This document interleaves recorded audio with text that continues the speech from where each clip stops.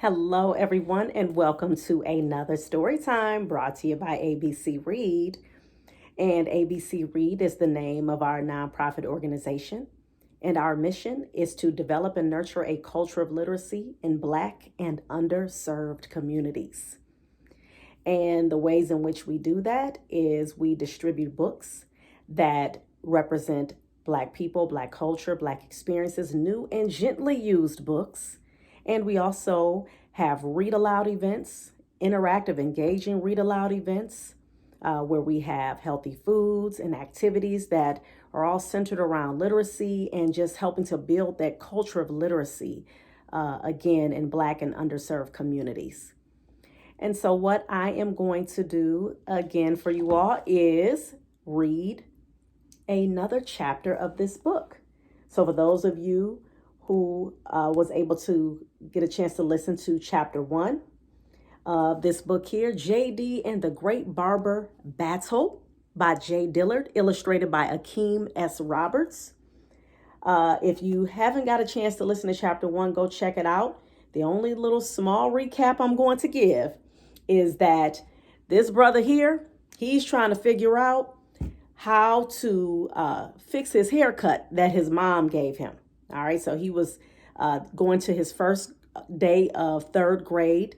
The next day, his awesome mom gave him a haircut. He had never had a haircut before until that day.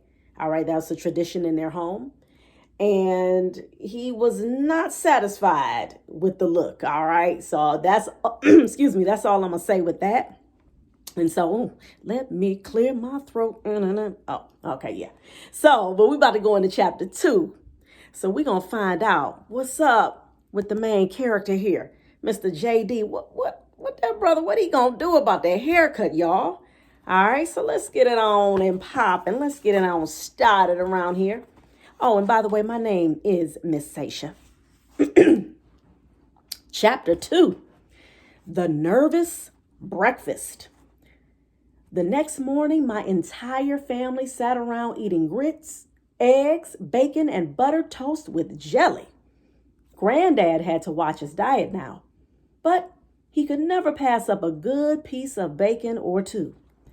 My family was always busy, but Grandma loved to make everyone breakfast before we all left for the house.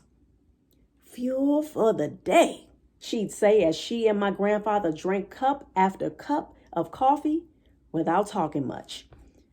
The people in my family weren't big talkers, except my sister Vanessa. I was pretty sure she was friends with every girl in Meridian between the ages of 10 and 13. The only person in my family who had a cell phone was my mother. And so Vanessa would spend as much time as she could talking on my grandparents' landline, dragging the cord around the house as she talked. I sat at the table quieter than normal, wearing a Mississippi Bulldogs baseball cap. James, take that hat off while you're eating, my granddad said. Granddad, a tall, slim man with glasses, had recovered well from his heart attack. In fact, even though he had retired from running the local JCPenney, his health scare inspired him to go into the burial insurance business. We're all going to die, right? He said. Granddad treated it like any other regular fact. Everyone in our family had a burial insurance policy, even us kids. Granddad didn't play. We couldn't even say huh or what around him. Everything was yes, ma'am, yes, sir, no, ma'am, no, sir. And his punishments were terrible, like not playing outside for a week or making us read boring books aloud to him and give reports. So the first time he asked, I took off my hat. No one said anything. They just looked at one another nervously until finally, Vanessa spoke up. What happened to JD's braids? She asked. I cut his hair. It looks fine, my mom said. Now let's finish eating. Everybody has a long day. The morning was moving too fast, and I'd have to leave for the bus soon. I needed to think of something quick. I want to ride to school today, I said. Why? My mom asked. You always take the bus with Jordan. Granddad jumped in before I could continue. Stop this hard-headed act you got going on this morning, James, my granddad said. What he meant was that we already had our rides figured out. He took my mom to school, my grandmother and Justin to her ceramic studio, and he dropped off Vanessa on the way. Vanessa was already in middle school, even though she was only in 5th grade. In Meridian, grades 5 through 8 were all in a separate building. Her school was close to Mom's college. Oh, Lord, James, stop all this fighting first thing in the morning, Grandma piped in. Oh, Lord was her favorite thing to say.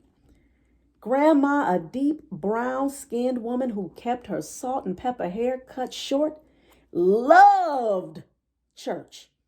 And she was the reason we always had to go. And not just on Sunday mornings. There was weeknight Bible study, Sunday morning Bible school, and choir. Granddad played piano at church sometimes and even practiced on the Baldwin piano in the living room.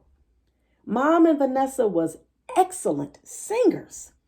I usually lip synced. Musical talent was something that skipped over me. But I was good at art, like Grandma. Like Granddad, Grandma didn't play. So I dropped it. On a normal day, I loved taking the bus with Jordan. He was my best friend. But he could also give me a hard time. Jordan would definitely have something to say about my hairline. And I would need extra tough skin to make it through the ride to school.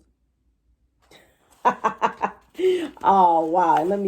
And since this is a chapter book, there are not many pictures. I'm just going to show you thus far what he was looking like at the breakfast table, y'all. Okay.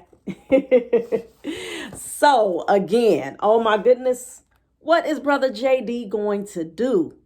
As y'all see, he's trying everything possible to get out of going to school.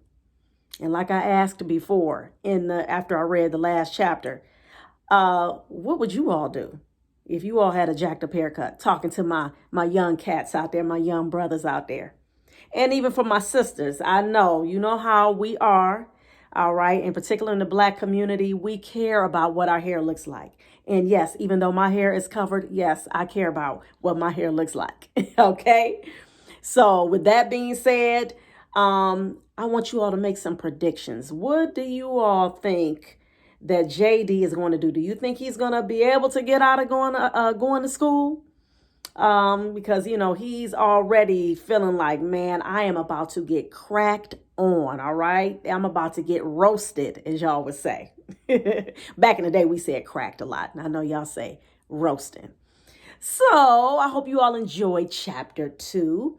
And I want you all, again, to check out our website, abcread.org, so you can see all of the different books and the different activities that we have been providing in the city of Cleveland, because again, we are dedicated to developing and nurturing a culture of literacy in Black and underserved communities.